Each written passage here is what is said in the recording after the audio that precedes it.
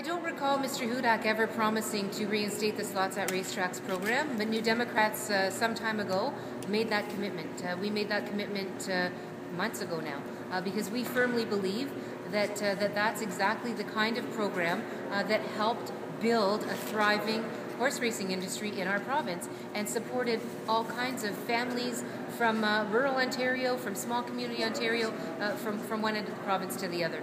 And it's shameful now to see so much of the industry gone, devastated from Ontario, and yet other jurisdictions have adopted very similar models, almost exactly the same type of model as what Ontario had in place because they want to grow a thriving horse racing industry in their communities.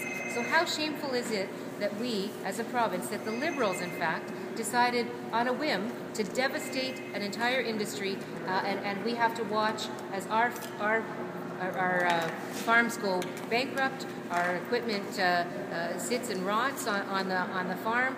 Horses no longer are thriving in the paddocks around these communities, and we're watching new life breathe into an industry in other parts of North America.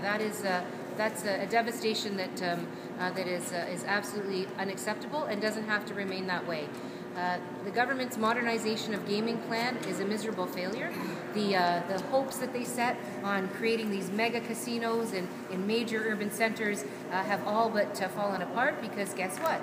The major urban centers don't want those mega casinos. So the whole thing was a pipe dream, and the unfortunate reality is it became a nightmare for the horse racing industry in this province. So we are committed to getting back to a Slots at Racetracks program.